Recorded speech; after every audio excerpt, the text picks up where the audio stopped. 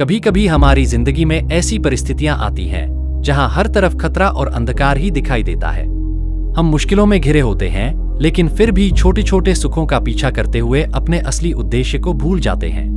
आज की कहानी एक ऐसे व्यक्ति की है जो अपनी जान बचाने के लिए संघर्ष कर रहा था, लेकिन सांसारिक सुखों में इतना उलझ गया कि भगवान शिव भी उसकी मदद नहीं कर सके। ये कहानी हमें सिखाती है कि कैसे मोहमाया के जाल में फंसे इंसान को अपने जीवन की सच्चाई को समझने की जरूरत है। तो आइए इस प्रेरणादायक कहानी के माध्यम से जानें कि सांसारिक मोह से मुक्त होकर कैसे जीवन को सही दिशा दी जा सकती है।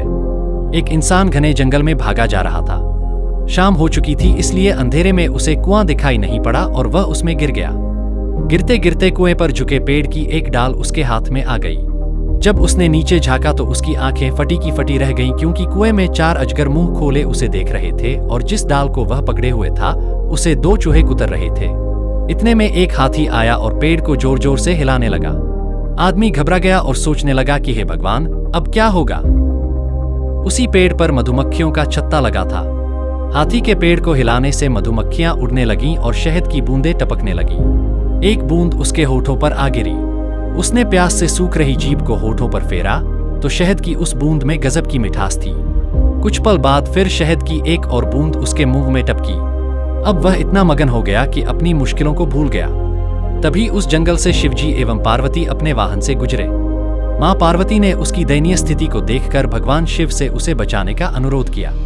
भगवान शिव ने उसके पास जाकर कहा, मैं तुम्हें बचाऊंगा, मेरा हाथ पकड़ लो। उस इंसान ने कहा कि एक बूंद शहद और चाट लूं, फिर चलता हूं। एक बूंद, फिर एक बूंद और हर एक बूंद के बाद अगली बूंद का इंतजार। आखिर थक-हार कर शिवजी चले गए। अब आप अंदाजा लगा सकते हैं कि उस इंसान का क्या हाल हुआ होगा। वह आदमी जिस जंगल में जा रहा था, वह जंगल है दुनिया और अंधेरा है अज्ञान। पेड़ की डाली है आयु, जिसे दिन रात रूपी चूहे कुतर रहे हैं। घमंड का मदमस्त हाथी पेड़ को उखाड़ने में लगा है। शहद की बूंदें सांसारिक सुख हैं, जिनके कारण मनुष्य खतरे को भी अनदेखा कर देता है और उन खतरों से निकलने वाले रास्तों की ओर से भी मुंह फेर लेता है। अतः सुख की मोह माया में फंसे व्यक्ति को परमात्मा भी नहीं बचा सकते।